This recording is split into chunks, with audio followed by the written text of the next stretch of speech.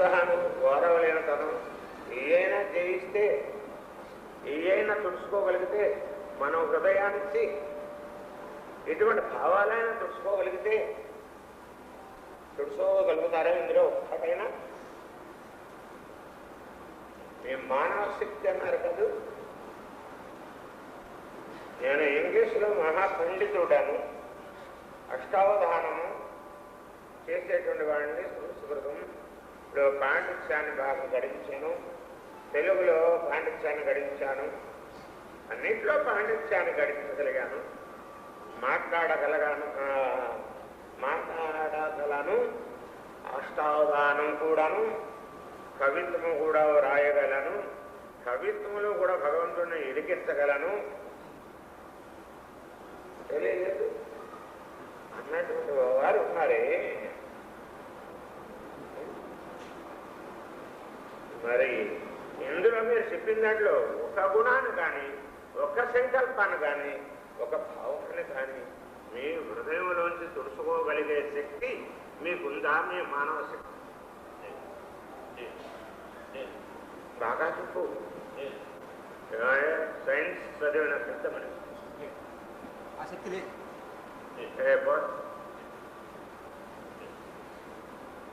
హరే రవి హరే రవి లలాట లలాటమైంది 3 బంతులు నువ్వు రాసింది మళ్ళీ వెనక్కి తుడి చేసుకోవాలంటేనే చేత కాదు కదా. వస్తున్నావు రాసింది 3 రాతలు తుడుస్తాను బ్రహ్మదేవుడికే అలవు కాదు కదా.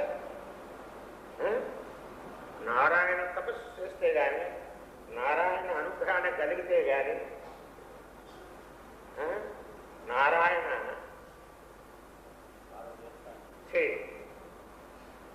కమల పద్మ నాభి పద్మ నుండి ఉత్పన్నమైన కమల అంటే నాభి పద్మ నుండి ఉత్పన్నమైనటువంటి శత్రుముఖ బ్రహ్మకి అలాగే కాలేదు కదా. అంటే శత్రువేదాలకే అతీతమైనది. అంటే సకల శాస్త్రములు దాంట్లో చూడడం శక్తులు ఇంకేం చేస్తాయి. కనుక అటువంటి వారికి రాతే లేదు కదా. ఇక భావాన్ని తుడుచుకోగలుగుతాడు. భావాన్ని తుడుచుకునే శక్తిని ఇచ్చేది గురువు లక్ష్యాలు. గీతకి అర్జునుడికి సర్వ సైన్యాన్ని జయించగలిగింది. గీతాచార్యుడికి శరణాగతం అయినప్పుడే అహంకారం మమకారములు 2 కూడా జ్ఞానాంజన శిలాభాయ. జ్ఞాన అనేటువంటి ఆయన దగ్గర చిత్రం అనేటువంటిది, ఒక చిత్రం అనేటువంటి ఆయుధం ఉంది. దాంతో ఆ పొరలు తొలగించాడు. కుడి కంటికి అహంకార పొర, ఎడమ కంటికి మమకార పొర 2 కూడా చిత్రం చేశాడు. ఎవరు? కృష్ణ పరమాత్మ, జగద్గురు గీతాచార్యుడు. ఆచార్యోదయం ఆచార్య దేవుడి దగ్గరే ఉంటుంటాడు. అటు తెలియదు. ఆయన సమర్థుడు. ఆయన ఫీజు ఏం తీసుకునేవాడు కాదు, కానీ తీసుకుంటాడు.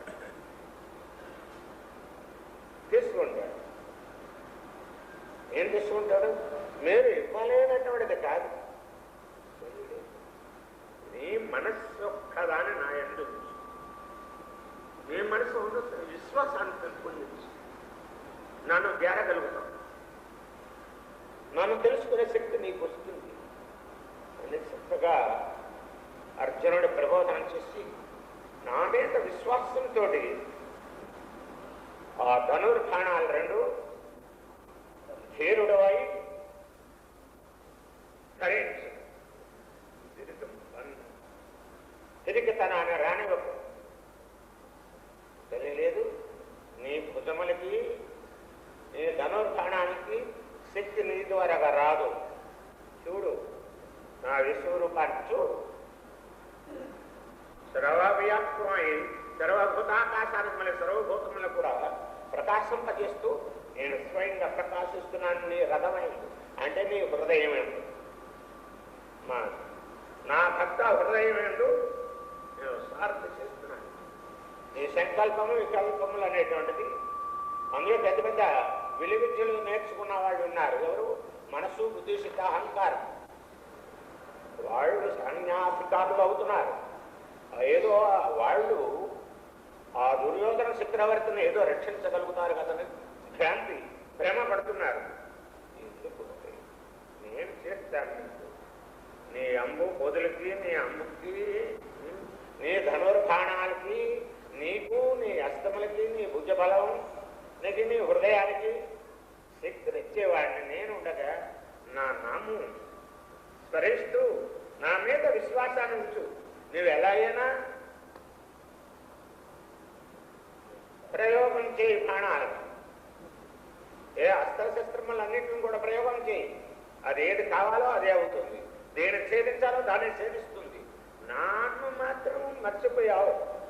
నా విశ్వాసం చెప్పింది అది నా వల్ల, నీ కర్మ. అప్పుడు నా మీద నిందేయకు. అందుచేత నీకు ముందు చెప్తున్నాను కనుక శ్లోకం చదివే వదిలిపెట్టేస్తావు. అలాగా అదే ఇది ఇప్పుడు చెప్పు. తెలిసిందా? అర్జునుడు అప్పుడు ధైర్యం మహావీరాద వీరుడయ్యాడు. వెన్నుని చూపించినటువంటి వీరుడయ్యాడు.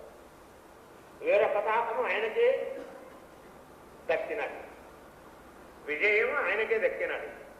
మోక్ష సామ్రాజ్య లక్ష్మికి ఆయన స్వరూపం అయినప్పటికైనా సరే, పరమాత్మ స్వరూపుడు అయినప్పటికైనా సరే అధినేత కింద చేశాడు. ఎవరిని? తన బావగారిని, తన భక్తుని. అంతైతే ఆయన భక్తవాత్సల్యము, అభయ ఖాత, అనాథ రక్షకుడు. తెలియదు పరమాత్మ, తెలియదు కరుణాస్వరూపుడు. నిరలేదు జయమానం కరుణా కటాక్షము లేనట్టు. ఆ కటాక్షము యొక్క కిరణములు వర్షింపజేస్తాడు తనని శరణన్న వాడికి. తెలియదు అధ్యాత్మశక్తి ఎలా పనిచేస్తుంది ఆయన మీద, అంబుల మీద, శరీరం మీద, ఆయన రక్తనాళాల మీద. మెంటల్, పీస్ఫుల్ మెంటల్ తోటి చేశాడు. రథం మీద కూడా శత్రువులని ఆయన ఎక్కడ ఉంది ఆయన దృష్టి? దివ్యనాథుడు దివ్య శరణారుల పాద అద్వైతం ఎందు ఉంది. తన అద్వైతాన్ని హరింపజేసి ఆనంద హృదయాన్ని నిలుపుతున్నాడు. ఎక్కడ? అర్జునుడి మీద. ఆ ఆనందంలో ఉన్నాడు. ఆయన ఏమేమి ఇస్తున్నాడు? ఏ దేశనా చిత్రమే.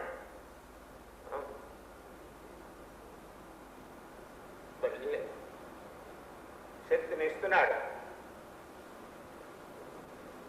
బ్యాటరీకి ఛార్జీ చేయాలంటే ఎక్కడ పెట్టాలి? కరెంటు ఏది పెట్టాలి? నువ్వు కర్మ అంతా చేయి. రెండో అర్థం ఉంటుంది కదా పరమాత్ముడి మీద. ఆ కర్మ అయిపోగానే పరమాత్ముడి మీద రెండు చేతులు పెట్టు. నీకేమవుతుంది? సాధ్యం అవుతుంది.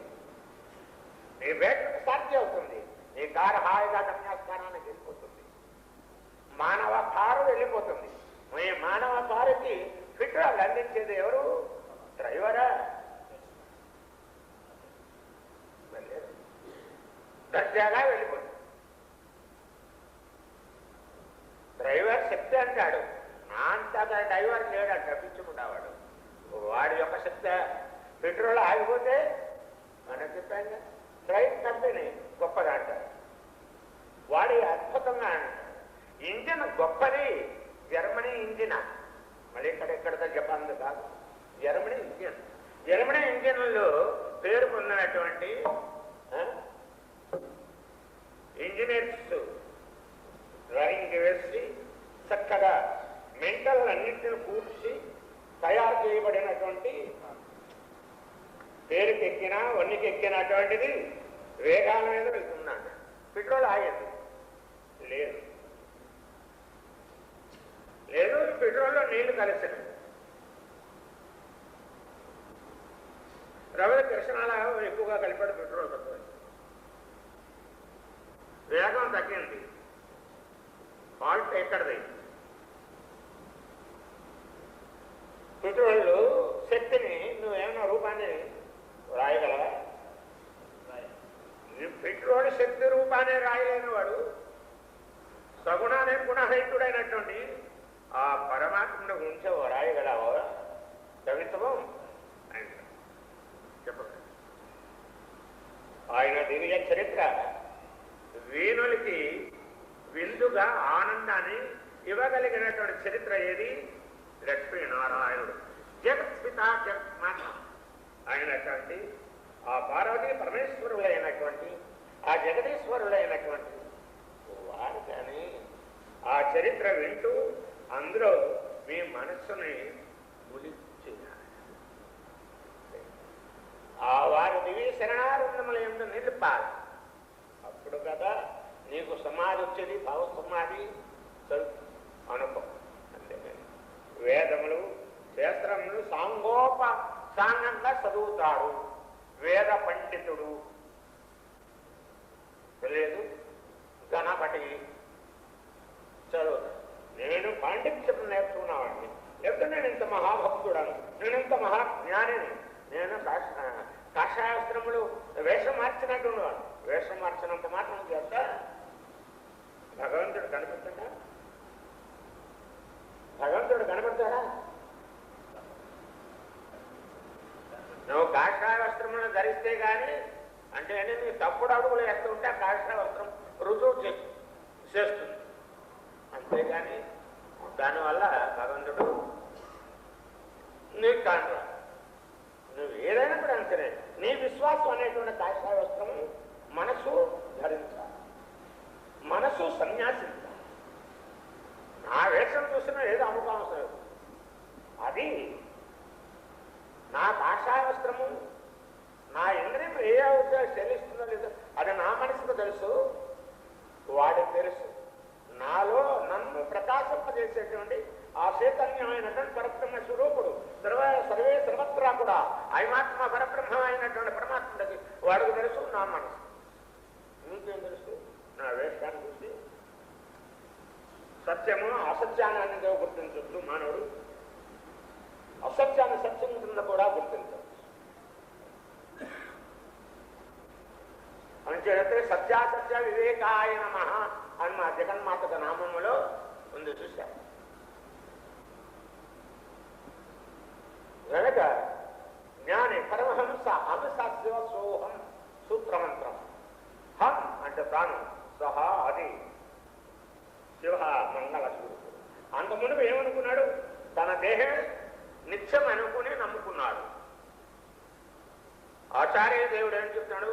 హం నువ్వు అది కాదురా, ఈ దేహం కాదురా, నీ దేహం అంతటా కూడా ఏది ఏ చైతన్యం అయితే ప్రకాశింపజేస్తుందో, ఏ ప్రజ్ఞాన పరబ్రహ్మం కింద ప్రకాశింపజేస్తుందో అది నీవురా, అది జ్ఞాని తెలుసుకుంటాడు. ఏ దేహం కదరా, దేహ భ్రాంతిరా. తర్వాత మీకు ఒక ప్రశ్న పెడతాను, మీరు చెప్పాలి. తెలుసుందా? కనుక అట్లాగా జ్ఞానం ఏం చేస్తాడు? దేహాన్ని కాదు, ఆత్మస్వరూపాన్ని. గనక నువ్వు చదివావు, ఎన్ని చదివినప్పటికైనా సరే భగవంతుడు తాన రావాలంటే ఎప్పుడు పండితుడు. ఎవడు పండితుడు? ఇప్పుడు శ్లోకం చదివాడు, ఆ శ్లోకానికి అర్థం చెప్పాను.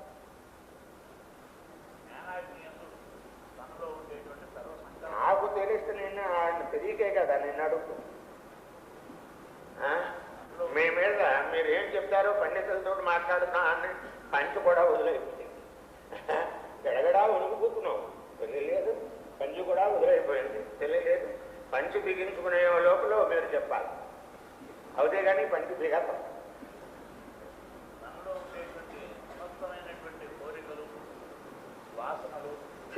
తప్పుడు పడ్డావు. 6, 3, 9 చేయడానికి లైక్ చేస్తున్నావు. నీకు ఆన్సర్ తప్పు. అమ్మాయ ఇప్పుడు కాకంత ధైర్యం వచ్చింది. మంచి బిగించబడ్డా అంటే అంబు చేతితోడు పట్టుకున్నాడు అన్నట్టు మా గిరి. ఇక మీరు సరే కానివ్వండి.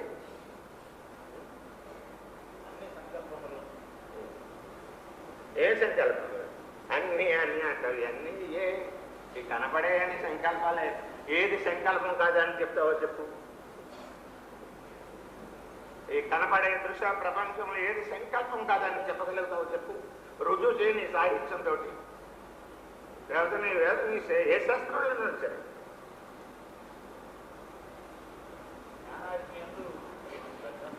అదే సరిగా చెప్పు. ఆ శ్లోకం సరిగా చదువు. సంకల్పం కాదు అని అన్న దానికి గుర్తుపెట్టుకుని మళ్ళీ అడగండి, నేను చెప్తాను దాని సమాధానం.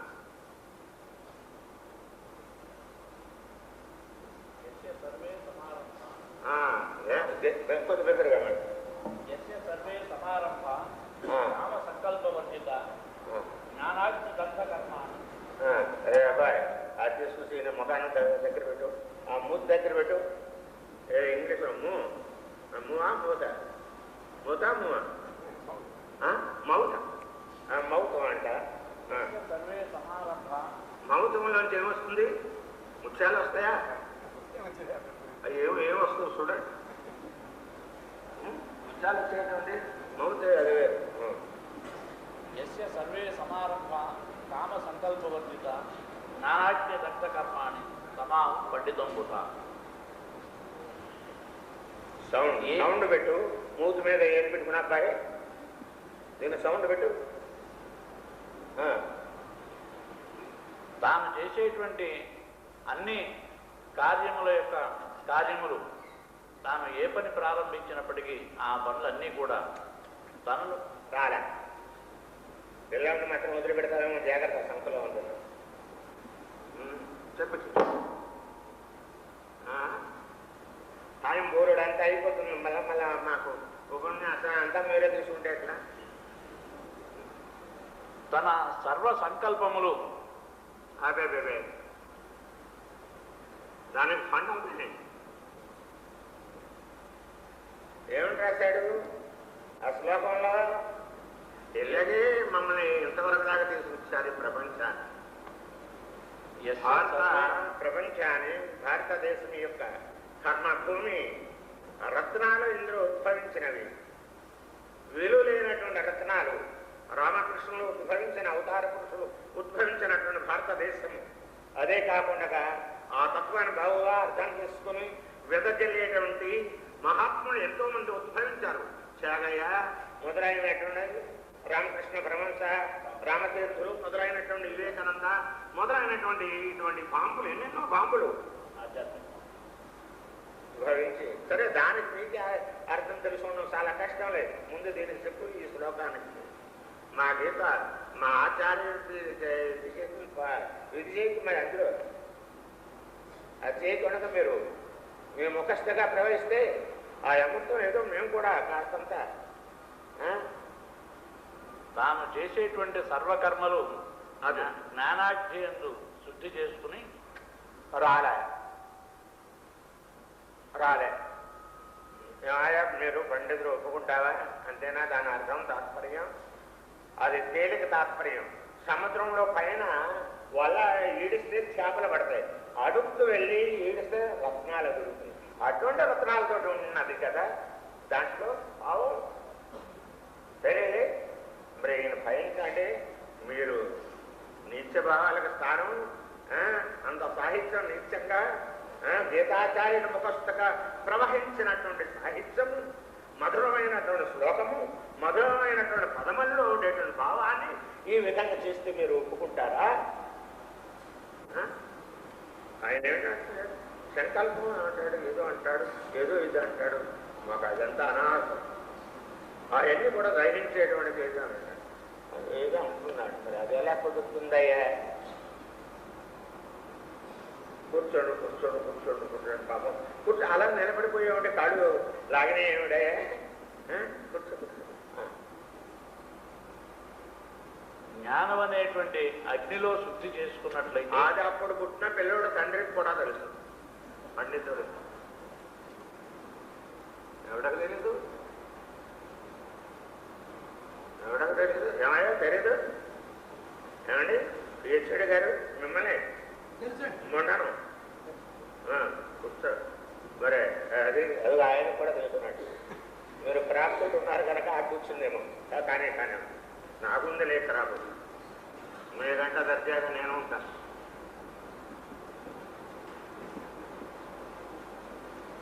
భగవంతుని గురించి తెలుసుకున్నది ఒకటే జ్ఞానం. అది అందరికీ తెలుసు. అప్పుడు నా పిల్లడు అదే కాదు, మేడ మీద తలకాయ ఉన్నవాడు పదివాడికి తెలుసు. భగవంతుని గురించి తెలుసుకోమంటే ఎవడో తెలీదు. ఏ శరణదాసు లుంగి కూడా కట్టి కూర్చున్నప్పటికన్నా నీకు తెలీదా? శుభ్రంగా ఫోన్ చేసి వచ్చినా ఆ పలహారం టిఫినో ఏదో చేసి వచ్చినా నీకు తెలియదా? మాట్లాడండి. ఆ చిరునవ్వు సిగ్గులాడుతా ఏమిటేది? ఆయన ఎంత చూసి నవ్వుతున్నావా? తర్వాత మా ఎంత చూసి నవ్వుతున్నావా? ఏంటి శుభ్రంగా ఫోన్ చేసి వచ్చారని నవ్వుతున్నావా? చూచారని అంత పెద్ద మనిషి నువ్వు తెలుసు చాలా కష్టం. లేవలేవు. ఏంటి సరిగా విన్ను. ఆయన చెప్తున్నాడు మీ ఫ్రెండ్ ఏమో. బాబు ఇంతకుముందు అర్జునుడికి బోధ చేసినటువంటి సంఘటన చెప్పారు. అదే భాగవతంలో చెప్పింది. అదే నేను చెప్పాను. ఖరాబీ శ్లోకం మర్చిపోలేదు. నేను శ్లోకాన్ని మర్చిపోయానా? శ్లోకాన్ని విడిసి శ్లోకంలోకి వెళ్ళానా? శ్లోకం శోకాహరణం. ఆ శ్లోకాన్ని విడిసి గీతాచార్యుడి శ్లోకాన్ని విడిచి శ్లోకంలోనికి వెళ్ళానా? శ్లోకం లోకంలోనికి వస్తే శోకం అయింది. అంటే శోకం అంటే ఏంటి? దుఃఖం. దుఃఖపూరితమైంది. ఇందులో రాగానే మానవ జన్మ ఎంతగానే తెలుసుకోలేనటువంటి కానీ నేను ఆ గీతాచార్యుడి శ్లోకాన్ని మర్చిపోలే. నువ్వు మర్చిపోయేదు తిప్పుతున్నావు ఊరికే ఇలాగా. మీరున్నారే, మీ పాండిత్యం మీ సాహిత్యం ఉందని మమ్మల్ని తిప్పుతున్నారు. మా బుర్ర అంతా కూడా జ్ఞానాగ్ని యందు తాను సంకల్పములన్నింటినీ రాలేదు.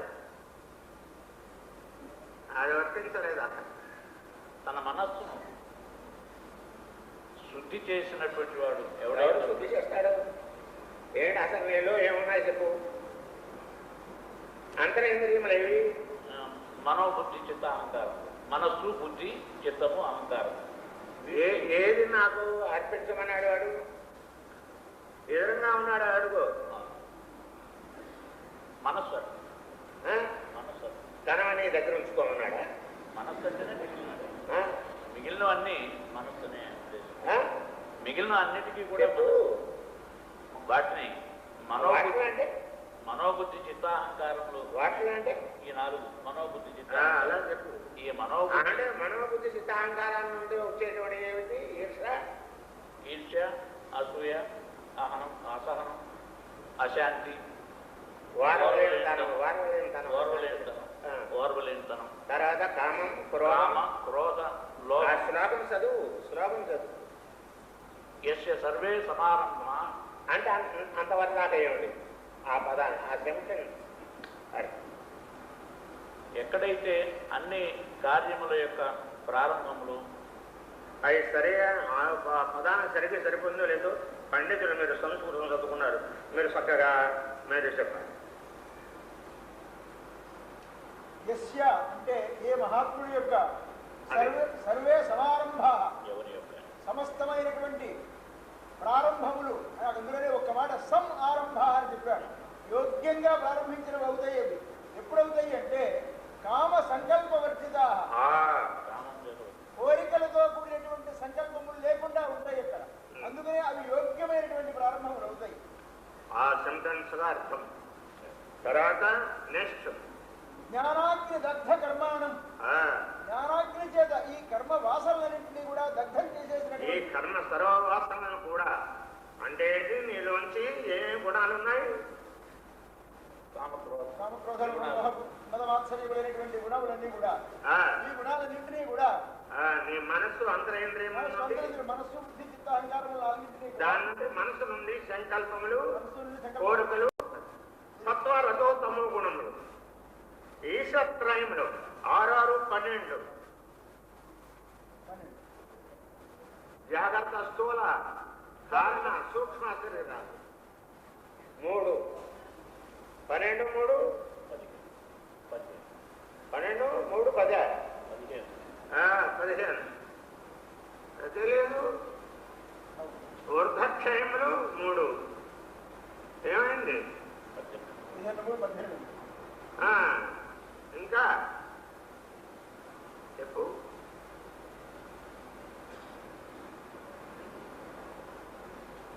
నీలో ఉన్నటువంటి ఇట్లన్నిటిని కూడా ఈర్ష, అసూయత, అసహనం, వారవలేనితనము. ఒకడు బాగుంటే మనం వారలేము, చెడిపోయినా వారలేము. చెడిపోయినా నవ్వుతాం, బాగుపడితే ఏడుస్తాం, అపకారం చేస్తాం. రెండు ఇదే కదా. మరి 4 లేవు, 22 అవలే.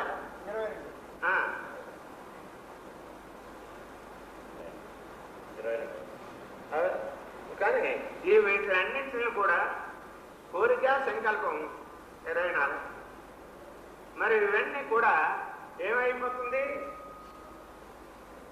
జ్ఞాన అగ్ని దత్తమ. పేడ నీటికి శుద్ధి అవుతుందా? పాలకు శుద్ధి అవుతుందా? సకల తీర్థాలకు శుద్ధి అవుతుందా? సాగరానికి శుద్ధి అవుతుందా? సకల తీర్థములు కూడా సాగరంలో లయిస్తాయి కనుక సాగరం గొప్పదైంది, గొప్పతనాన్ని పొందింది. అందులో అదే లీనం చేసుకుంటుంది. ఏది ఇప్పుడు కృష్ణానది బెజవాడ దగ్గర ఎలా ఉంటుంది? చాలా ప్రళయం కాగా మళ్ళీ వస్తుంది.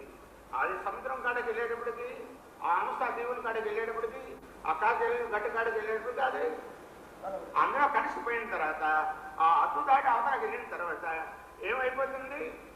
సముద్రం అంటావా, కృష్ణానది అంటావా? సముద్రం అంటావు. కృష్ణానది అని అనవు కదా. కృష్ణానది రూపం ఏమైంది?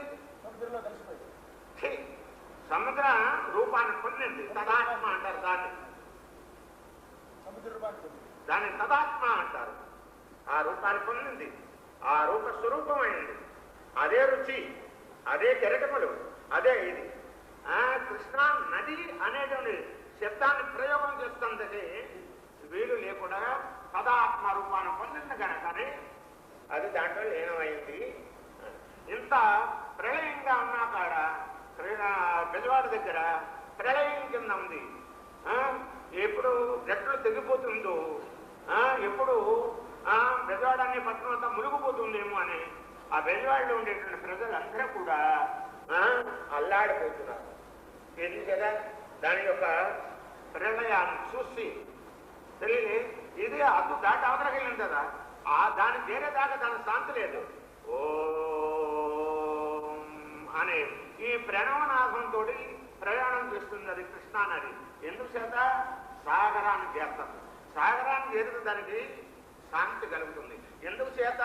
శాంతాకారం భుజగశయనం పద్మనాభం సురేశం విశ్వకారం గగన సదృశం మేఘవర్ణం శుభాంతం. సకల జీవకోటికి శుభాలను అందించేటువంటి వాడు ధాత, అభయధాత, అనాథ రక్షకుడు. ఏది? రత్న నిలయుడు. రత్న మీద శేష పానుక మీద ఆయన ఏం చేస్తున్నాడు? పవళించి చక్కగా యోగ నిద్రలో జీవకోటిని అందరినీ కూడా ఉద్ధరిస్తున్నాడు. జీవకోటికి అందరికి కూడా ఎవరికి ఏ జీవుడికి ఏ సమయానికి దేనికి ఏది కావాలో అది అందజేస్తున్నాడు. అంతేత కరుణామూర్తి, నిరహేతు జాయమాన కరుణామూర్తి. ఆయన మనకు అందజేస్తున్నాడని మనకు తెలియకుండా మనకు కావలసినటువంటి శక్తులన్నింటినీ కూడా అందజేస్తూ ఫలాపేక్ష ఏది ఒక్కటి కూడా కోరతలేదు. స్వార్థరహితుడు, అనాథ రక్షకుడు, ఆప్త బాంధవుడు, కరుణానిధి. అందుచేతనే మన రామదాసు గారు రచించినటువంటి శతకం, దాశరథి శతకానికి అంతటికీ కూడా ఒక్క అక్షరం ఉంది. ఏది చెప్పు? అది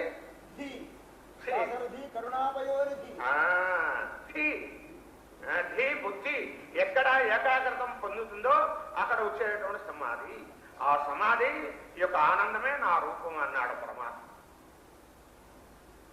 ఆ ఆనందంలో నన్ను వెళ్ళిపోయిన తర్వాత నేను మనస్సు, బుద్ధి, సిద్ధ, అహంకారములు మొదలైనటువంటి అన్ని కూడా అందులో లయించిపోయిన తర్వాత ఇది ఎలా ఉందని ఏమైనా రాయగలవుగా అబ్బాయి? గాఢమైనటువంటి సుషుప్త అవస్థలో బాగా నిద్రపోతూ ఉంటుంటావు. నీ పైనుంచి పాములు వెళ్తాయి, అన్నీ వెళ్తాయి. నీకేమైనా తెలుస్తుందా? అది జాగ్రత్త స్థితిలో వెళ్తే దాన్ని చూడగానే దడుచుకుంటావు, భయకంపితుడు అయిపోతావు, నీ మనసు చెలిస్తుంది. కానీ అప్పుడు చెలింటు. ఈ నిదట్లోనే నువ్వు తలం పట్టుకున్నావు రాయలేవు, కాల్చి సిగరెట్లు వదిలిపెట్టేస్తావు, అది ఏ బట్టల మీద పడ్డ అంటుకుంటుంది, నీకే హానికరం అవుతుంది. ఇవన్నీ తెచ్చినటువంటివే మర్చిపోతావు కదా. మరి బుద్ధి ఏకాగ్రతం ధీ బుద్ధి ఎక్కడైతే ఆ దివ్యనాథుడి యొక్క దివ్య శరణానందముల యొక్క నిలిచిపోతుందో అక్కడ వచ్చేటువంటి భావ సమాధి, ఆ సవికల్ప సమాధి స్థితిలో నిన్ను నువ్వు అప్నే అప్పుకో గురి జానా అచ్చా హై భగవాన్ నామ మిటే ఎందుచేత ఇట్లాగా నన్ను నేను మరిపింపజేసేటువంటి మధురమైనటువంటి పదార్థం ఒకటి ఉంది. ఏది ఉంది? శ్రీమన్నారాయణుడి యొక్క గురువు లక్ష్యార్థం యొక్క ధ్యానం, మెడిటేషన్. ఆ ధ్యానం ఉంది. ఆ ధ్యానంలో తను మర్చిపోయాడు. మాల ఆగిపోయింది, మనసు ఆగిపోయింది, బుద్ధి ఆగిపోయింది, నీ ఇంద్రియములన్నీ కూడా దాని యందు ఆగిపోయినాయి. అక్కడ ఉండేటువంటిది ఏది? ఆనందము. నువ్వు నిదట్లో ఆయన పొందుతున్నావా లేదా? అలాగే ఆనందాన్ని అక్కడ పొందుతుంది. అంచతే ఆ రామదాసు వారు కింద కూర్చో, నిన్ను వెనకాల ఉన్నవారు తిట్టుకుంటున్నారు, వాళ్ళు మేడనే లాగుతున్నాయి, కూర్చుండడం లేదా అని. వీడు ఎప్పుడు కూర్చుంటాడు? ఈ వంక తోట ఈ దిష్టి బొమ్మ అని అనుకుంటున్నారు. కూర్చో. కానీ దిష్టి బొమ్మ కాదనుకో, దిష్టి బొమ్మ చైతన్యం లేనప్పుడము తారక పరబ్రహ్మస్వరూపుడవు. చైతన్యం ఘటాకాశం మహాకాశంలో కలిసిపోతుంది అనుకో, అప్పుడేమవుతుంది? దిష్టి బొమ్మ కంటే ఇంకా నిత్యాపనిత్యమైనటువంటి బొమ్మ తెలియలేదు. అది ఉన్నంతసేపే మన ప్రకాశమైన మన ప్రజ్ఞావంతుడు అన్న గట్టిగా ఒక 2 నిమిషాలు అవుతాయి. నీ మానవ శక్తి ఏమవుతుంది అప్పుడు అర్థం చేసుకో. డాక్టర్ సంచి కళ్ళు అంటుందంటే తెలియలేదు. నిన్న చెప్పుకున్నాం చూడు, అంతే నీ శక్తి. కనుక ఎప్పుడు చెప్పు, ఇప్పుడు చెప్పానుగా చెప్పు. ఏంటబ్బా కూర్చోనే చెప్పు, కాబట్టి ఎలా వచ్చి చెప్పు.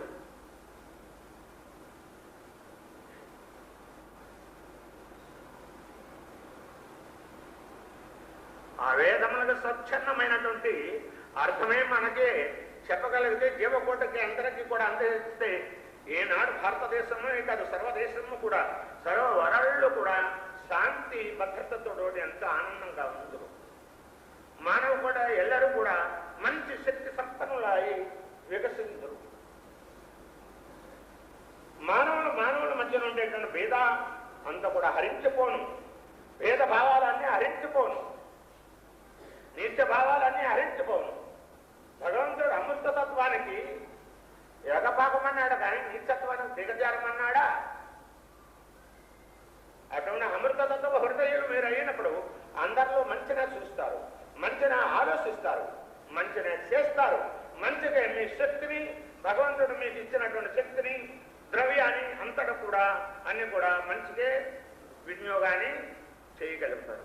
అటువంటి దివ్య జ్ఞానము, అటువంటి సత్య మార్గము మనకు పవిత్ర గ్రంథాలు బోధించినవి. అట్లాగా మహాత్ములు ఎంతో మంది ఉద్భవించి బోధించారు. ఆఖరికి ఇదిగో ఈ జంజాలు ఎలాగా మనకి ఇదిగో ఇట్లా చేశాం. ఇదిగో అందుచేత ఇప్పుడు పడుతున్నాం కదా. దేశం ఎంత సురక్షితగా ఎంత శాంతి భద్రతలతో ఉందో వీళ్ళకన్నిటి కారణం ఏది? అధ్యాత్మ శక్తి తెలుసుకోకపోతాం, అధ్యాత్మ శక్తి మీరు అందించలేకపోతాం. చెప్పండి, అధ్యాత్మ శక్తి ఎంత మంచిది, అధ్యాత్మ శక్తి ఎంత గొప్పది. దానికంటే గొప్పదైనటువంటి పదార్థం ఇంకొకటి లేదు. మానవుని తీర్చిదిద్దేటువంటిది, మానవుడు కావలసినటువంటి సర్వశక్తులను కూడా అందించేటువంటిది, సత్య మార్గాన్ని నడిపించేటువంటిది. మానవుని కూడా బాబు వెంకటేశ్వరులు ఎప్పుడు వచ్చావయ్యా, నాన్నగారు అమ్మగారు బాగున్నారా అని ఇంత ఆప్యాయతంగా నోరారా శబ్దము సుచరిభూతమై హృదయం ఆరా అతుక్కునేటువంటి ప్రేమ చేసేటువంటిది అధ్యాత్మ శక్తి. అటువంటి దృష్టిని ఇచ్చేదే అధ్యాత్మ శక్తి. నీళ్ళు ఉండేటువంటి నీచత్వాన్ని అంతా కూడా చూసేసేటువంటి శక్తి అధ్యాత్మ శక్తి. అది కవులు కళాల్లో పడి శాస్త్రాల్లో పడి అది ఆఖరికి ఇదిగో మీ అందరి మధ్యన వీడు ఎలా కూర్చున్నాడో తెలుసుకోలేక అట్లాగనే అవన్నీ కూడా మీరు బోధించలేక అంతా కూడా క్షీపిస్తూ ప్రపంచాన్ని అంతా కూడా ఎంత స్వార్థాన్ని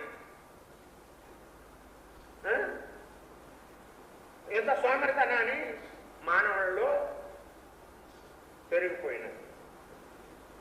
ఆ పెరిగిపోయినటువంటి దుష్టశక్తి, మానవుల్లో పెరిగిపోయినటువంటి ఈ దుష్టశక్తులు, ఈ నీచ భావాలు తుడుచుకోవాలంటే ఎవరి తరం కాకపోతుంది. నీ ఎడం చేతి నా పురచేయి పెడతాను, నీ పురచేతి నా ఎడం చేయి పెడతాను. ఒకళ్ళు గిల్లుకుంటున్నారు, రప్పుకుంటున్నారు, ఎన్నైనా చేస్తున్నారు.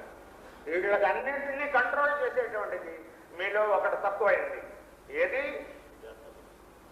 అధ్యాత్మశక్తి, భగవత్శక్తి, మెడిటేషన్, ధ్యానం. పరమాత్మ శక్తి తప్ప అధ్యాత్మశక్తి.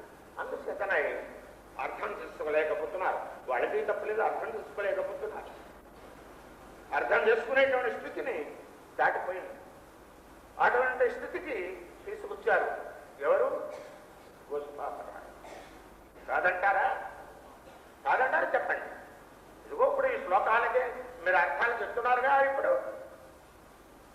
ముందు ఎలా చెప్పారో అదిగో అట్లాగనే వలపెట్టి పైన సముద్రం పైన వల్ల ఈడ్చినట్టుగానే ఉంది.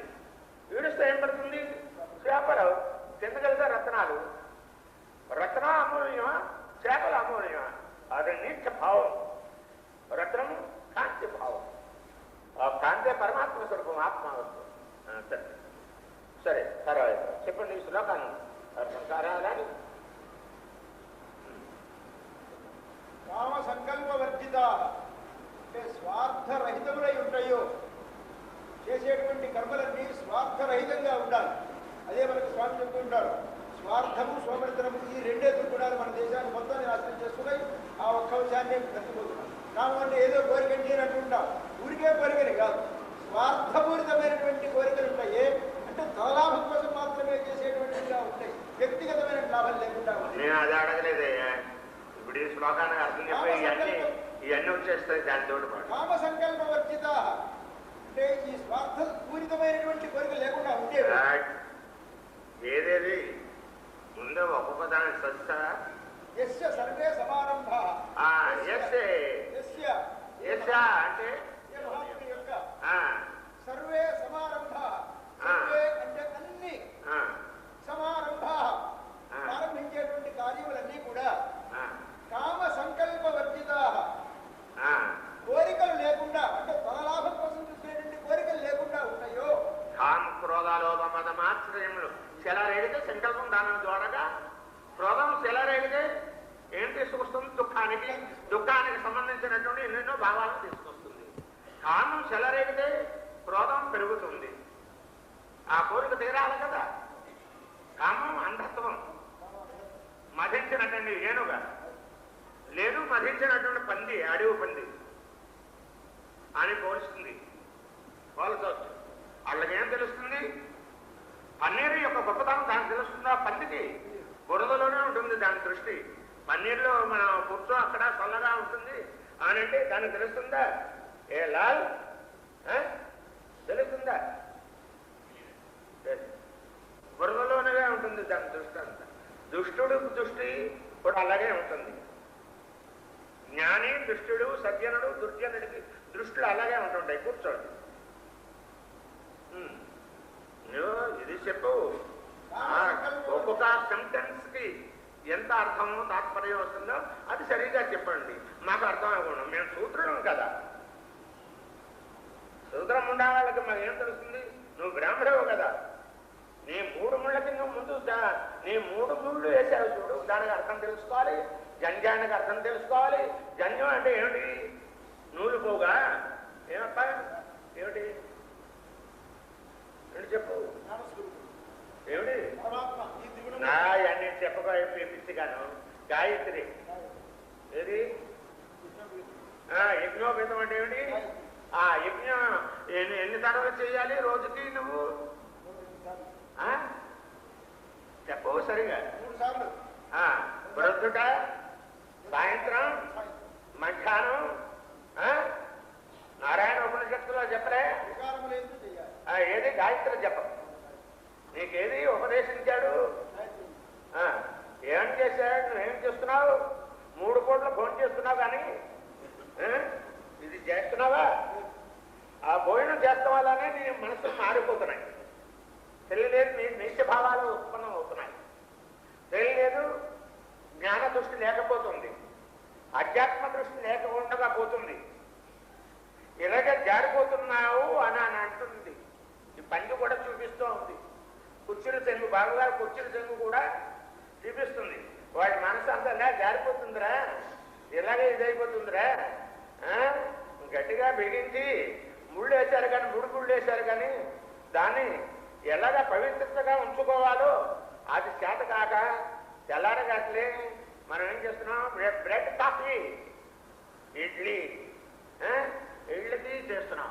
ఆ తాగితే కానీ ధూపపానం చేస్తే కానీ వీడికి శక్తి రాదా అనుకుంటాడు పిచ్చుకుంటా కొడుకు.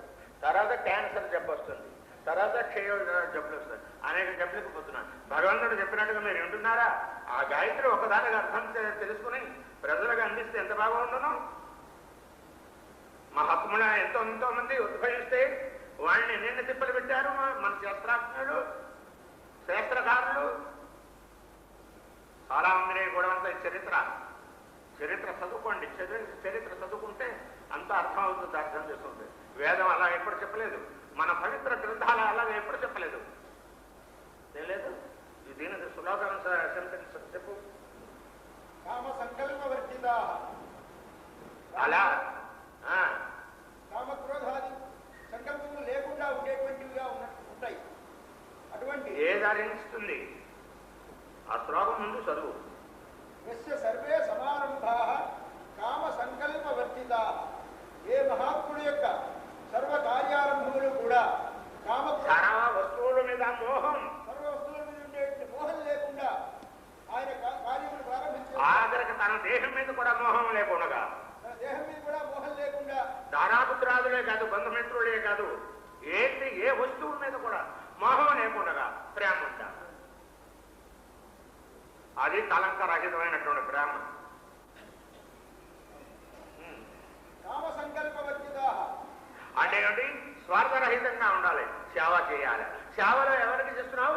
మాధవుడికే చేస్తున్నాను అనేటువంటి భావన నీలో నిలిచి ఉండి అలా చేయాలి.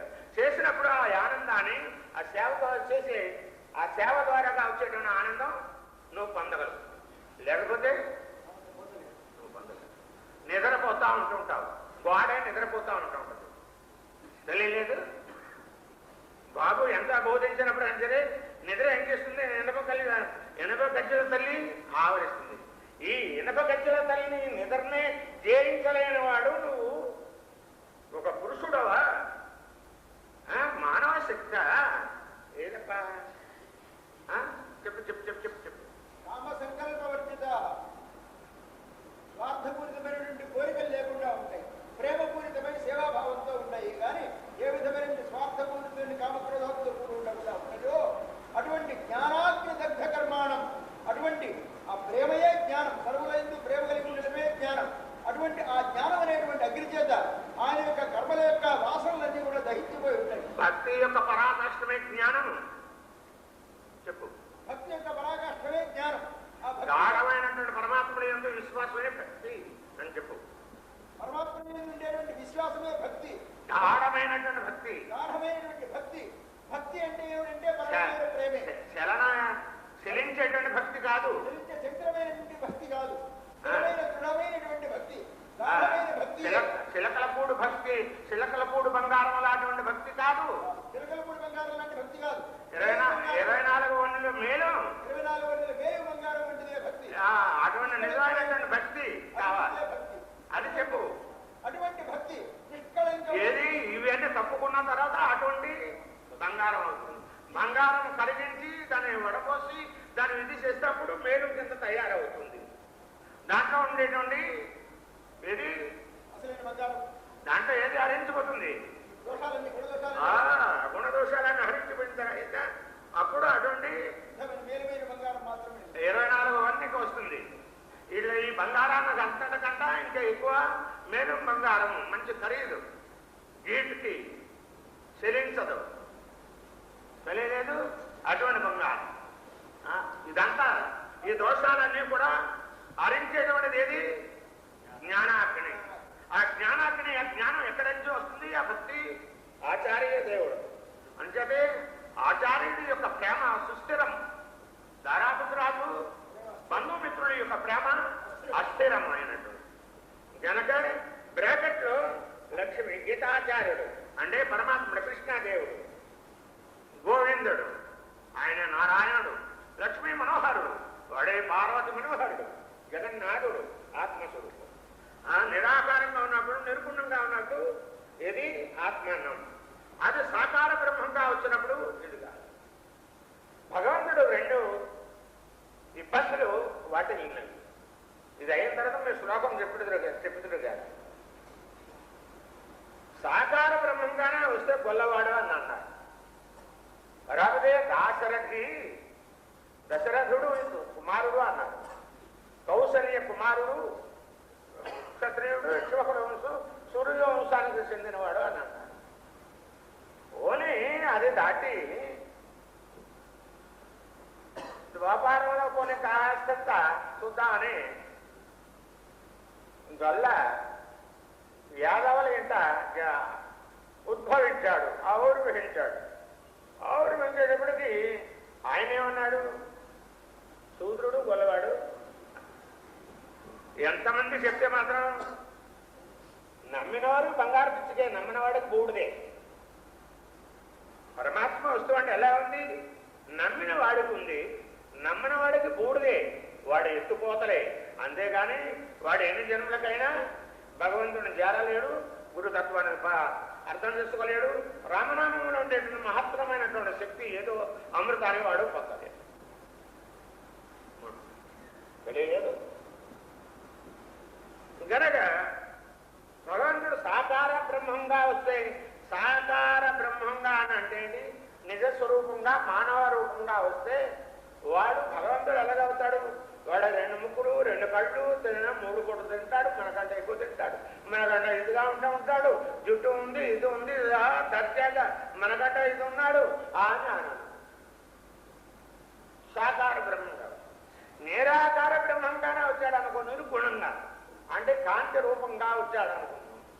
కన్నపాడినటువంటి బ్రహ్మను గురించి, కన్నపాడినటువంటి పరమాత్మను గురించి ఎందుకరా నీ జీవితం అంతా ఎలా ఖర్చు పెడుతున్నావు, ఇలా బ్రహ్మలో మునిగిపోతున్నావు ఏమిటి, నీకు బుద్ధి ఉందా లేదా అని ఇదిగో ఇటువంటి పండితులే చెప్తా ఉంటుంటా. ఎలాగా? ఇటు సాకారంగా వస్తే ఇటు ఇబ్బంది, నిరాకారంగా బ్రహ్మంగా వస్తే ఇటు ఇబ్బంది. మరి రెండు కాకుండా తుల్యాతీతమైనటువంటి పరమాత్మ స్వరూపుడు అని చెప్తే దాని కాడికి వెళ్ళేవాడు లేడు. దాన్ని తెలుసు, ఆ సబ్జెక్టుని తెలుసుకుంటాను. చాలా అసాధ్యమైనటువంటిది కాదు, చాలా తేలికే. కానీ తెలుసుకోలేని అజ్ఞానికి అసాధ్యం, తెలుసుకున్నటువంటి పరమహంస స్వరూపులకి సాధ్యమే. బొంబాయి నేను ఎప్పుడు చూడలేదనుకో, బొంబాయి దాకా ఎందుకు మెడ్రాస్ ఎప్పుడు చూడలేదనుకో, తెలియదు. నాకు చాలా అసాధ్య. స్టేషన్ సెంట్రల్ స్టేషన్లో దిగేటప్పటికి రోజు వెళ్తూ వచ్చేవాడికి అసాధ్యం ఉంది. మెడ్రాస్ బీచ్ ఎక్కడో ఇది ఎక్కడో అన్నీ కూడా తెలుస్తూనే ఉంటాయి. టకాటకా తీసుకెళ్ళగలుగుతాడు, ఏది కావాలంటే అది చూడగలుగుతాడు, తిరగలుగుతాడు, ఒక్కడే రాగలుగుతాడు. ఆ గుహార అనేటువంటి హోటల్స్లోకి వెళ్తాడు, ఇంకెన్నెన్నో హోటల్స్ ఉన్నాయి, అన్ని హోటల్స్లోకి వెళ్తాడు. కావలసినంత కూడా ఆరగిస్తాడు, ఆరగించి హాయిగా పడుకోగలుగుతాడు. మళ్ళా ట్రైన్ వెళ్ళిపోయిన తర్వాత అప్పుడు లేవగలుగుతాడు. అప్పుడు ఓహో ఇంకో రోజు ఉండమన్నాడు కదా, మన విధి ఇలా ఉంది కదా అనుకుని విధి కర్మ మీద తోసిపాడేసుకుని అప్పుడు సంతృష్టిపడి మళ్ళా ఇంకో హోటల్స్కి వెళ్తాడు. అలాగే మళ్ళా వచ్చి పడుకుంటాడు. ఎందుకు తిన్న తర్వాత గుర్రు పెట్టి పడుకుంటాడు, మద్దెక్కి పోతుంది శరీరం అంతా కూడా, మళ్ళా ఆ రోజు అయిపోతుంది. అలాగే మెడ్రాస్లో ఎన్ని హోటల్స్ ఉన్నాయో అన్ని హోటల్స్ అయ్యేదాకా వాడికి నిద్ర పోనైపోదు. ఏమంటారు? సోమరి నిద్రదేవుడు వాడు తిరుగుతాడు. కానీ తెలియని వాడికి అమ్మో మెడ్రాస్ అంటే అక్కడ తిరిగేటప్పటికే వాడు తలకాయ తిరుగుతూ ఉంటాడు. అక్కడి నుంచి ఇక రిక్షావాడు వస్తాడు, ఏ అప్ప ఎందు ఊరా, వాడికి తిరుగు తెలుసు, ఎందు నెల్లూరు అన్నాడు. ఎక్కడితో మేము ఆంధ్రలో మేము ఏదో తెలుగుదేశానికి బెదవానికి వచ్చాం. ఇదివరకు ఎప్పుడైనా వచ్చావా? ఇప్పుడుదా వచ్చింది అని వాడు అనేటప్పుడు ఇప్పుడే వచ్చానండి అంటాడు వీడితే. అలాగే పర్వాలేదు, వీడు మనకు పనికి వస్తాడు అన్నాడు. నేను ఎక్కడికి వెళ్ళాలి? షావుకారుపేట మైసూర్ కేఫ్కి తీసుకెళ్తావా? రొంబ కష్టము అంటే నిండా కష్టం. తిరిగి తిరిగి తిరిగి తిరిగి తిరిగి ఎక్కడికి వెళ్ళాలా? అక్కడికి వెళ్ళాలంటే అటు దానికి చాలా నిండా కష్టము. 5 రూపాయలు గుడు. వీడనుకుంటాడు గుడు. గుడు అంటే ఇదేమిటి రా బాబు, ఇదేంటి ఎలా గుడుతూ లేదా అంటే గుడు అంటే మనే అర్థం. ఏదో అర్థం అంతేనా? నాకు ముద్దుగా వచ్చినాయి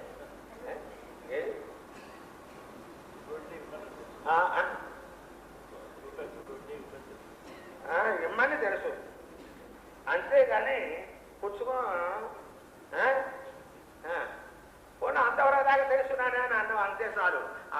అతనికి మళ్ళీ రిచ్చావాడు రొంబ కష్టం గనక 5 రూపాయలు అంటే 5 రూపాయలు వీడు తెలియదు. సరే అలాగే అంటాడు. అక్కడ వెళ్ళిన తర్వాత 5 రూపాయలనే నేను అక్కడే చెప్తానన్నాను. నాకు తెలీదు 5 నాలేమో అనుకున్నాను నేను. వీడు 5 రూపాయలు అంటున్నాడు అని ఇక వీడికి సిక్కపట్ల గోత్రం కాడికి వెళ్తుంది. తెలియదే అలాగా వాడు ఎలా తీసుకెళ్తే శ్రీరామబజార్ పక్కనే ఏది మైసూర్ కేఫ్ అక్కడ తెలియలేదు. చివరికి వెళ్తే అక్కడ ఇది ఉంటుంది. ఇలా దిగుతాడు. వాడేం చేస్తాడు? ఆ ఇంటి చుట్టూరే దిగుతాడు. ఆ కేఫ్ చుట్టూరే కొంచెం దాడతాడు. రొంబ కష్టం సారీ స్వామి, రొంబ కష్టం స్వామి, రొంబ కష్టం అంటాడు కదా. చుట్టూరే తిరుగుతాడు. ఆ చుట్టూరు తిరిగి తిరిగి తిరిగి ఇంకా వచ్చిందా లేదా అని అలాగా అక్కడ అమ్మవారి గుడి ఉంటుంది. అక్కడి నుంచి అలా వెళ్ళి అలా తీసుకొచ్చి దిగమంటాడు. దిగమంటే దిగుతాడు. 5 రూపాయలు సమర్పించుకుంటాడు. అంటే వాడికి కష్టం కనుక వీడికి కష్టం ఏంటి? పెద్ద అడవి వచ్చేవాడికి. అలాగే భగవతత్వం బాగా క్షుణ్ణంగా సాకారంగా నిరాకారంగా దర్శించి ఆయనతో మీకు మళ్ళీ మాట్లాడినటువంటి గోడ కుమారుడి కష్టమా? మీరకి కష్టమా? సప్పువాయికి కష్టమా? నామదేవుడికి కష్టమా? లేదు త్యాగయ్యకి కష్టమా? కబీర్ దాసుకి కష్టమా? వాడికి కష్టం లేదు.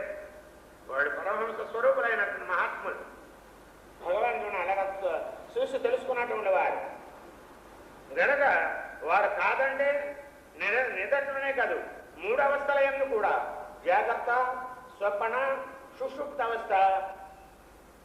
తెలియలేదు మీ పేరేమిటి? ప్రసాద్. తెలియదు ఈ 3 అవస్థల యందు కూడా ప్రసాద్ అంటేనే నేను అంటావు. కానీ నిదట్లో సుషుప్త అవస్థలో కూడా వచ్చి ప్రసాద్ అంటేనే లేచి నేనే ప్రసాద్ని ఇదే ఇల్లు అంటావు. అయ్యా ప్రసాదరావు గారట. రావు అనే 2 అక్షరాలు దానికి పొదిగించాడు అనుకున్నాం. అనేటప్పుడు ప్రసాదరావు గారట. ఎక్కడా ఇల్లంటే ఏమో నాకు తెలియకపో. ఆ ప్రసాదరావు ఇతనే. వాడికి తెలియక ప్రసాదరావు అని అన్నాడు వచ్చినటువంటి. నీ పేరు 3 అవస్థల్లో ఎలా అయితే మర్చిపోకుండా నీ రక్తనాళాల్లో శరీరంలో ఎలా జీర్ణం అయిపోయి ఉందో పరమహంస స్వరూపుడు కూడా ఆ బ్రహ్మత్వం కూడా అలాగా ఆ భగవతత్వం అలాగ జీర్ణం అయిపోయి 3 అవస్థలు కూడా. అప్పుడు వారికి అవస్థాత్రయుడు అయిపోతారన్నమాట. అప్పుడు అవస్థ లేనే లేదు. తెలియదు. రీల్ మీద సిద్ధకళలు అన్నీ ఉన్నప్పుడే ఏమవుతుంది? సినిమా చూడగలుగుతావు. ఏమవుతుంది? వాళ్ళని చూడు పనులు అలా చూస్తున్నాడే అది లేనప్పుడు ఆ చిత్తకళలన్నీ కూడా తుడిసిపడిపోతాయి. తుడిసేస్తాం. తుడిసేస్తే ఆ రీల్ ఏమవుతుంది? స్వచ్ఛందంగా ఉంటుంది. ఆ రీల్ తిరుగుతూ ఉంటే అక్కడ ఏం పడుతుంది? కాంతే. అది తెలిపే అది కాంతే పడుతుంది. ఇక్కడ కాంతే, లైటింగ్ కాంతి. ఇక్కడికి ఫోకస్ ఇస్తే ఈ ఫోకస్ ద్వారా ఇంత దూరం నడుస్తుంది. ఇది ఆ ఏ ఇంజనీర్ అయినా సరే ఆ నడిచే బొమ్మను పట్టుకోగలుగుతాడా? ఛాలెంజ్ చేస్తున్నాను. ఏ సైంటిస్ట్ అయినా సరే. మా ఆధ్యాత్మ శక్తిలో మన ఋషులు ఇవన్నీ ఇప్పుడు గమనించి అట్టుపెట్టారు. దీన్ని అలాగని మనస్సు చిత్రిస్తుంది. చిత్రిస్తుంది కనుక నీకు సుషుప్త అవస్థలో నీ మనసు అనేది ఉంటుంది. జాగ్రత్త రాగానే ఇది నా చెయ్య, ఇది నా కాలు, ఇది నా ఇది అనగానే అప్పుడు నీ మెంటల్ కూడా, బుద్ధి కూడా పనిచేస్తుంది, అంతరేంద్రియముడు కూడా పనిచేస్తుంది. ఆహా నేనేం పని చేయాలా, ఆహా ఈ పని చేయాలి కదా, ఇది చేయాలి కదా, ఆహా ఇవాళ ఈ రోజు నీ పని చేయాలా, నా వ్యాపారం చేసుకోవాలి కదా, నేను ఇది చేసుకోవాలి కదా, ఇక్కడికి వెళ్ళాలి కదా, వీరితో మాట్లాడాలి కదా, వీరితో సంభాషించాలి కదా అని నీ మనసులో ఉండేటువంటి చిత్తకళలన్నీ కూడా నీ ఎదుట కనపడతాయి. అప్పుడు బ్రెడ్ కాఫీ తీసుకుంటూ ధూపానం చేసుకుంటూ తెలియదే ఏదో ఆలోచిస్తూ ఉంటుంటాం, చూస్తూ ఉంటుంటాం. సినిమా గనక దేనికి వెళ్దాం, ఏ సబ్జెక్టుకి వెళ్ళాలి నేను అని నీ మనసు ఏదో తీసుకొచ్చి పెడుతుంది. అంతేగా? అప్పుడేగా నేను లెక్చరర్ ఉంది, నేనేం చేయాలి, కాలేజీకి వెళ్ళాలి, పిల్లలకు అందరూ పాఠం చెప్పాలా, అయ్యో పాఠం రాదురా అని నిద్ర వచ్చేసి పడుకున్నానా అని అప్పుడు పాఠం తీసి చదువుకుంటా కొనుక్కొని చదువుకుని అర్థం అవనా అర్థం కాని అర్థమైనంత మటుకే పిల్లలకు చెప్తా. వాళ్ళ కర్మ అది, వాళ్ళ అదృష్టం. ఏమంటే బాటమ్ లెక్చర్ నవ్వు అవునా కదా, ఇది జరుగుతుందా లేదా అని లేవకండి మిమ్మల్ని చూస్తే మమ్మల్ని చూడరు. కూర్చోండి, కాళ్ళు చేత ఉంటే ఉండుగాక తెలియలేదు, సత్యమేగా. అప్పుడు ఇంకా ఒకటి సత్యం ఉంది, కొనుబాట్లు పడుతూ తెలియలేదు. కొనుబాట్లు పడుతుంటే వాళ్ళకి శిక్షణ ఎలా వస్తుంది? రేపొద్దున వాడు డాక్టర్ అవుతాడనుకో, మనసులోకి మోక్షం ఇచ్చేస్తాడంతే. ఇంజనీర్ అవుతాడనుకో, ముందు కడుతుంటే వెనకాల పడిపోతూ వస్తూ ఉంటుంది. పనివాళ్ళకి కార్మికులకి ఇప్పుడు కూడా పని దొరుకుతూనే ఉంటూ ఉంటుంది, వీళ్ళకి దొరుకుతూనే ఉంటుంది, ఇంకా దొరికే వాళ్ళకి దొరుకుతూనే ఉంటుంది, అందరికీ దొరుకుతూనే ఉంటుంది. కనుక అట్లా ఏది విజ్ఞానం లోపిస్తాం వల్ల వచ్చినటువంటి దేశానికి, నీ దేశానికి, దేశ ప్రజలకి, నీకు అందరికీ కూడా కష్టాలే. అప్పుడు ఏంట్రాపా తెలియదు. అంచేతే విజ్ఞానాన్ని ఆర్జించినప్పుడు చక్కగా ఆర్జించాలి. ఆర్జించినట్లయితే ఈ శ్లోకాన్ని ఎంతసేపు ఎందుకయ్యా చెప్తాము, నేనే చెప్పేస్తున్నాను కదా. చెప్పండి కానివ్వండి.